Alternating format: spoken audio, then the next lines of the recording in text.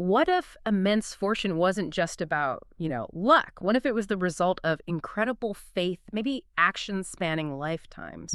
Imagine golden rams, like massive ones, the size of elephants or bulls, just appearing right out of the ground behind your house. Dude, that's quite a picture. And they have these threads, like 5 colors, in their mouths. You pull a thread, and out flows endless ghee, oil, honey, cloth, silver, gold. I mean, enough for everyone on an entire island. Sounds impossible, It right? certainly defies our usual understanding of things. Yeah. Physics, economics, yeah. Well, welcome to the deep dive. Today, we're diving into some really pretty amazing ancient texts. They're connected to the Dhammapada commentary. Great. And we've got sources telling the story of a figure named Mendaka the Millionaire. So our mission today is to unpack this narrative, understand where his unbelievable wealth came from. Yeah, trace it back. Exactly. Explore this pivotal moment of sacrifice during a terrible famine, see how specific wishes from a past life turned into these miraculous abilities. Like actual physical miracles. Yeah. And finally, look at a really profound teaching the Buddha shared with him. It's a story that definitely weaves together, huge material results with these deep spiritual causes. It's fascinating. Okay, let's get into it. We start with Meṇḍaka, in the life where he got his famous name, his fortune. The sources put him in a town called Bhattiyanagar. A place the Buddha actually visited, yeah. And he wasn't alone. The texts mention his family, his wife, Chandapaduma, his son, Kananjaya, daughter-in-law, Sumana Devi, granddaughter, Visakha, even his slave, Puna. It's interesting. They list the whole unit so clearly, including Kuna the slave. And yeah, they specifically call out Visakha, the granddaughter. She's a big deal in other Buddhist stories, too. Right. So not just one guy hoarding wealth. It's a whole family connected to this phenomenon. And the phenomenon was literally in his backyard. How close are we talking? The sources say about 8 measures, Karisa, behind his house. Now, a Karisa is an old land measurement. Think like a decent-sized field, maybe a few acres today. And in this area, these golden rams, described as big as elephants, horses, bulls, they just emerged from the ground. Golden animals just popping up. Wow. And they weren't just statues. They had these threads. Exactly. Balls of thread, 5 colors in their mouths. And whenever people needed stuff, ghee, oil, honey, treacle, cloth, silver, gold, they'd go up, pull a thread. And the supplies would just appear. That's what the texts say. They'd flow right out of the ram's mouths. And the scale was just incredible. One ram's mouth produced enough for everyone on Jambu Island. Jambu Island meaning like the whole known world back then. Pretty much, yeah. The entire inhabited world as they understood it. So this wasn't just keeping his family comfortable. This was like a limitless source of aid for a whole region. Not just wealth, but continuous miraculous production. Exactly. And that's where he gets his name, Mendaka the Millionaire.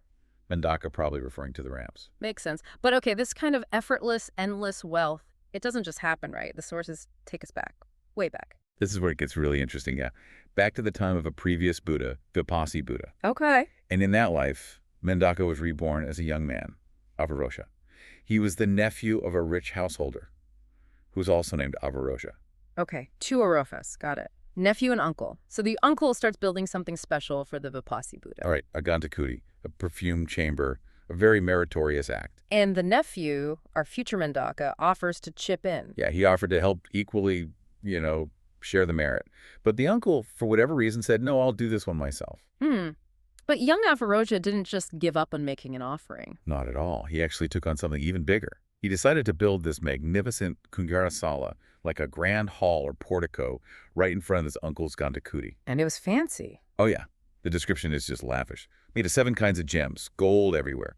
Pillars inlaid with gold, silver gems, beams, rafters, doors, windows, bolts, roof tiles, all inlaid with golden gems. Wow. Literally dripping with jewels. And this is where we see the rams again, isn't it? The connection. This is the key bit. The sources specifically say that in this amazing hall, he commissioned and placed gold rams.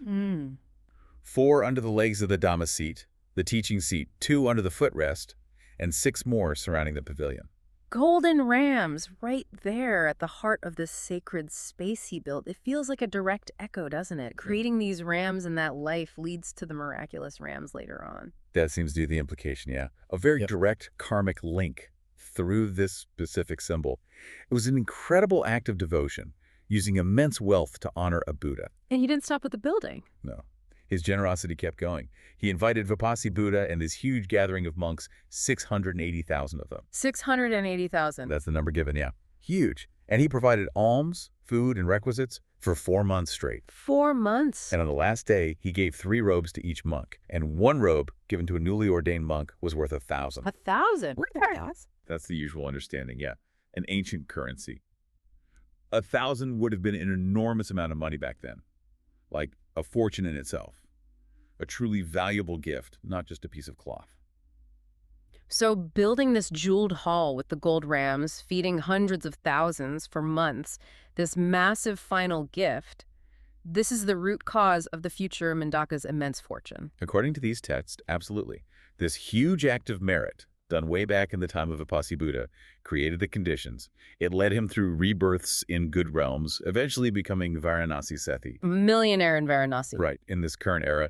And then finally, Meṇḍaka in Padiyanagar with the golden rams popping out of the ground. It shows how powerful karma can be, ripening over vast stretches of time. Okay, so that explains the origin of the incredible wealth.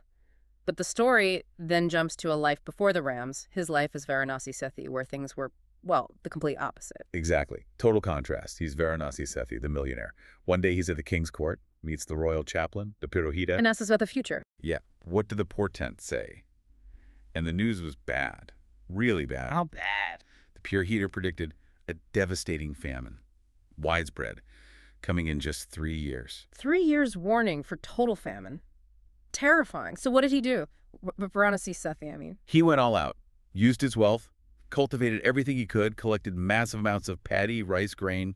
He built 13.5 million granaries. Wait, 13.5 million? Seriously? Yeah, million. The number itself just shows the scale he operated on and how seriously he took the warning. He filled every single one. Okay, that's hard to even picture. What then? When the granaries were full, he filled huge jars. Still had grain left. He buried it in pits in the ground. Wow. And the sources even say the very last leftovers he mixed with clay and plastered the walls of his own house with it, just to save every last grain. Plastering grain into the walls. That's desperation planning right there. Yeah. Preparing for the absolute worst case. He was. And when the famine hit, they survived first on the buried grain. Which must have lasted a while, given how much he stored. It did. But even that ran out eventually. And that's when they started scraping the clay off the walls, wetting it, picking out the individual grains. Eating grain picked out of wall plaster. Good grief. That paints a picture of how bad things got. Absolutely dire. And then even that ran out. What happened then? Nothing left at all. Nothing. And Meṇḍaka had to make this awful decision. He sent his servants away, told them, go to the mountains, try to survive, come back if things get better, or stay there if you can make it. He couldn't feed his own staff anymore. So after all that planning, all those millions of granaries, he's down to just 5 people. Himself, his wife, son, daughter-in-law, and Puna the slave.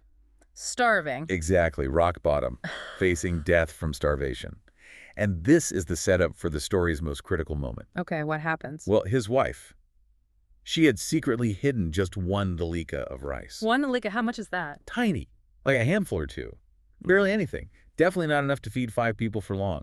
She'd bury it in a pot, maybe out of fear, maybe just a last desperate hope. A single hidden handful of rice. That's literally all they had left. That was it. And Meṇḍaka comes back from seeing the king, starving, exhausted, asks his wife, is there anything at all to eat? And she reveals the secret stash. She does. Shows him the single measure, and then she asks him, should I cook it as gruel? That might stretch to 2 servings, maybe last 2 days, or just cook it as plain rice, which would be just 1 single meal for the 5 of them. Oh, that choice. How to make the absolute last bit of food last 1 final meal, or stretch it out for maybe 1 more sunrise. It shows how desperate they were. Meṇḍaka chose rice. He basically said, look, this is it. There's nothing else. Let's eat this 1 meal and then we die. Just accepting it. Preparing for their last meal together, and then something happens. Right at that moment, a Pacceka Buddha, it's a solitary Buddha, someone enlightened on their own who doesn't usually teach publicly, he arises from meditation on Mount Gautamadana, and with his divine sight, he scans the world, sees the famine everywhere on Jambu Island. And he focuses in on Meṇḍaka's house, sees the 5 people, the 1 measure of rice, their despair, but he also sees their potential, their capacity for incredible faith, for generosity even now. So he sees this specific family in this specific moment of crisis and recognizes something extraordinary could happen there. Precisely. He decides to go to them. He just appears at their door holding his bowl and robes, a figure of total peace in the middle of all this suffering. How does Meṇḍaka react? He's starving, ready to die. The texts say instantly he's filled with joy. Unbelievable joy. Even starving, his mind goes straight to the spiritual opportunity. He thinks, wow, I've suffered famine before because I didn't give enough. But giving this meal, our only meal, to this noble one, this will bring benefit for ages, for countless eons. His faith just overrides everything. The hunger, the despair, the chance to make this ultimate offering is more important. It's the heart of it. So he takes his own portion of that tiny amount of rice. His share. Yeah, his fifth. He goes to the Pacceka Buddha, pays respects, invites him in, washes his feet, seats him properly. Then he takes his own rice portion to put it in the Pacceka Buddha's bowl. Offering his own tiny share of their last food? Right. But the Pacceka Buddha covers his bowl with his hand. Like maybe indicating that's enough, or maybe acknowledging how little they have. Like, keep some for yourselves. Maybe. But Meṇḍaka's response is crucial here. He says, "No, venerable sir. This is all we have for 5 people. It can't be divided," he insists. "My wish is to give it all, not just a part." And he pours the entire measure of rice into the bowl. Wow. He gave away literally their last hope of survival, their last connection to life. That's a level of sacrifice it's almost impossible to really grasp when you have plenty, giving when you have nothing left, facing death. It changes everything about the act. It's presented as just the absolute peak of faith and generosity right in the edge of existence. And because of this incredible act, flowing from that past merit too, each of the 5 people then made specific wishes. So the sacrifice unlocked the potential for these wishes. What did they wish for? Yeah, it seems that way. So after the offering, each one makes wishes related to their future. They all wished, naturally, never to see famine again. But then they got specific, asking for miraculous abilities linked to abundance. Okay, let's break them down. What did Meṇḍaka wish for? Meṇḍaka wished that those 13.5 million granaries would automatically refill with red rice, just poof, full the moment he washed his head, sat at the granary door, and looked up. Effortless refilling. Yeah. He also wished never to have to personally work the soil again. And he wished that his wife, son, daughter-in-law, and slave would be born together with him in every future life. Keeping the family unit together. Okay, what about his wife, Chandapaduma? She also wished never to see famine. Her specific miracle was that when she put a pot of rice in front of her and started giving it out to people, the rice would never run out. No matter how much she gave, the pot would stay full. You'd only see the mark where the scoop went in. The endless pot of rice. Classic. And she also wished for the family to stay together. Okay, the son. Son wished, again, no more famine, his miracle, taking a money bag worth 1,000 kahanapas, and as he gave coins out to everyone who needed them, the bag would just stay full. Always 1,000 coins in it. The never-ending money bag. Another classic. And same wish about the family staying together. Then the daughter-in-law. Let me guess. No famine, miracle family. You got it. No famine, her miracle. She'd put 1 basket of paddy, seed rice, in front of her, give it out to anyone who needed seed for planting, and the basket would never look diminished. Always full. Endless seed rice. So they covered food, money, and the means to grow more food. Smart. What about Puna, the slave? His wishes must be interesting. They really are. He also wished no more famine. And then the source actually notes his deep affection for them. It says he could have wished to be like a commander or something high status in the next life. But instead, he wished that these same people would remain his masters in every rebirth. Wow, that's loyalty. Incredible loyalty. And his practical miracle. He wished that when he plowed a field, just by him plowing, 7 furrows would appear automatically behind the plow. 3 left, 3 right, 1 in the middle. Effortless, super efficient plowing. 7 furrows at once. That's amazing for a farmer. His wish totally matches his role, and that loyalty wish.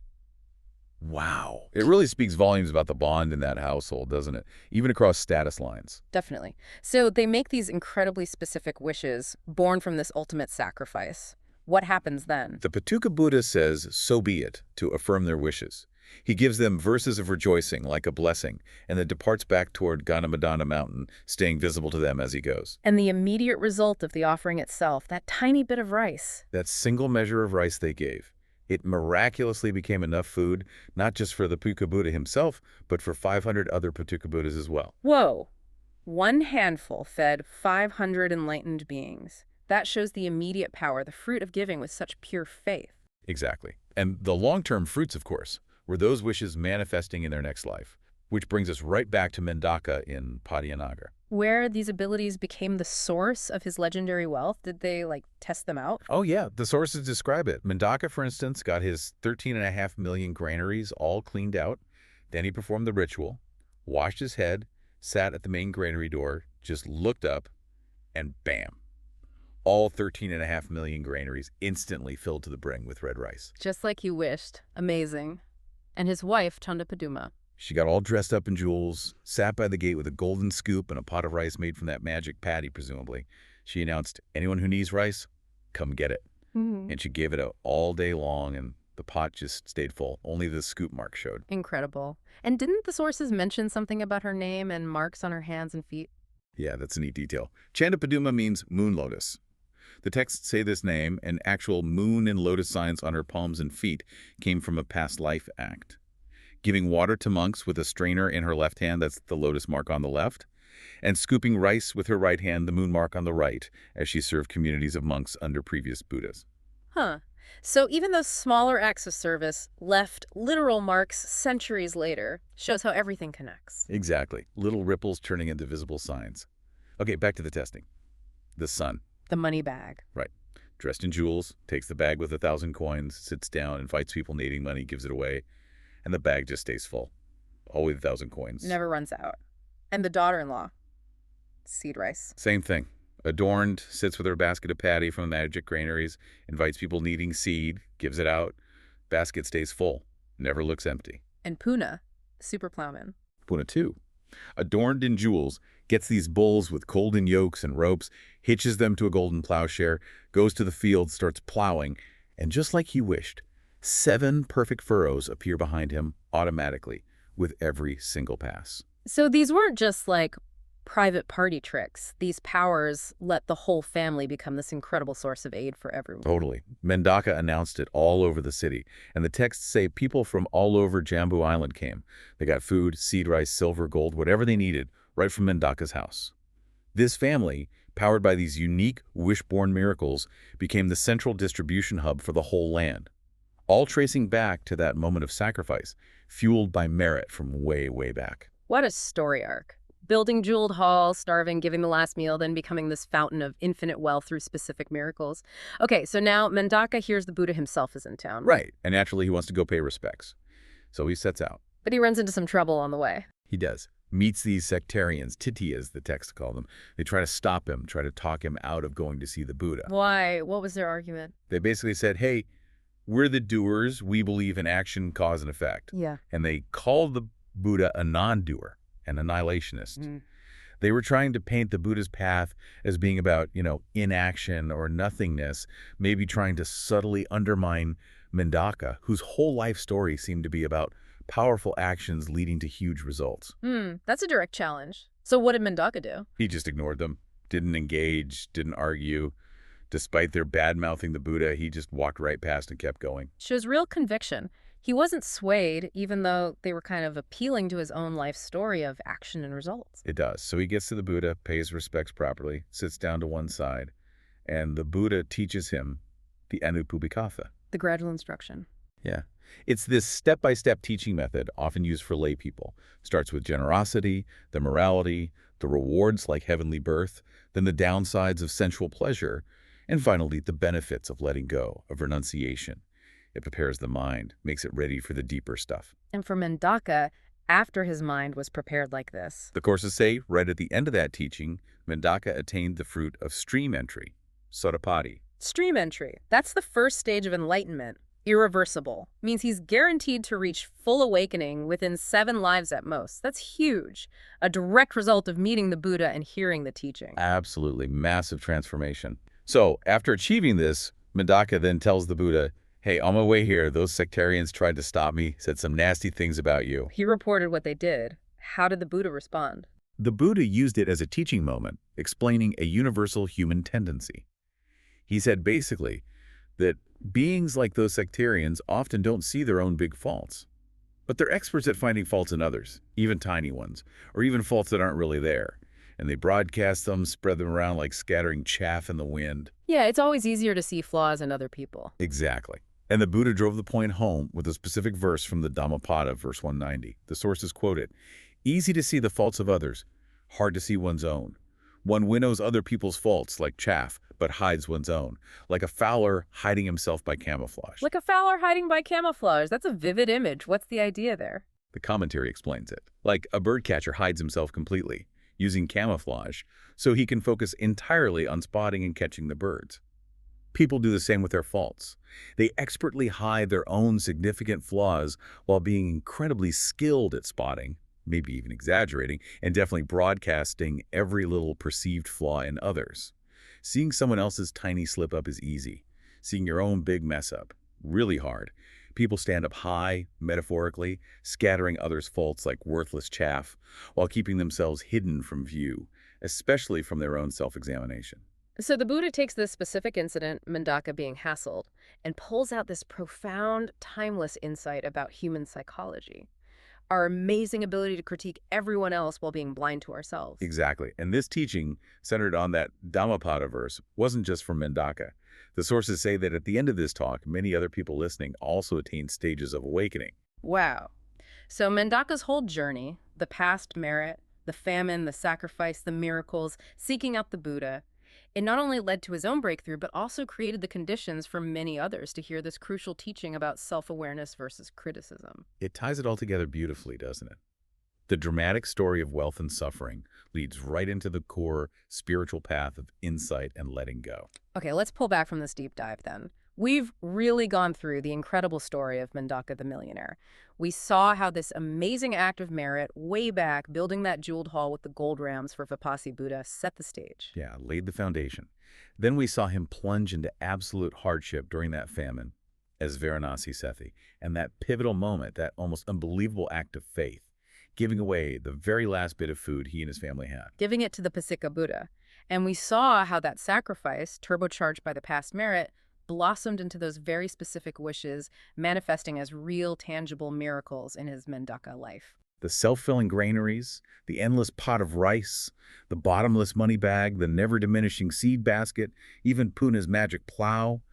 Abilities that let the whole family become this source of unbelievable abundance for the entire land. Right. And then finally we followed him, seeking out the Buddha, ignoring the naysayers, the sectarians, with their divisive talk. Yeah, he didn't get sidetracked. And he received that gradual instruction, which led directly to stream entry, that first taste of liberation, which in turn prompted the Buddha to give that profound teaching. Using the sectarians as an example to highlight that fundamental human blind spot, how easily we spot and broadcast others' faults while hiding our own, like that fowler in camouflage. This story just raises so many questions for us, doesn't it? What does it really tell us about the long-term echoes of our actions, good or bad, across lifetimes? And how different is giving when you're facing death, giving from absolute lack with total faith, compared to, giving easily from your surplus? Is there a different kind of power there? Definitely something to think about. And maybe the most direct takeaway from that final teaching.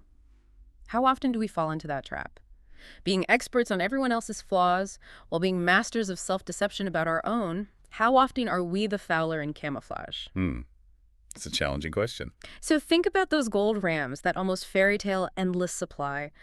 The material result was staggering, but the spiritual catalyst wasn't just luck. It was choices made in moments of incredible wealth, yes, but also in a moment of absolute desperation, vulnerability, facing death.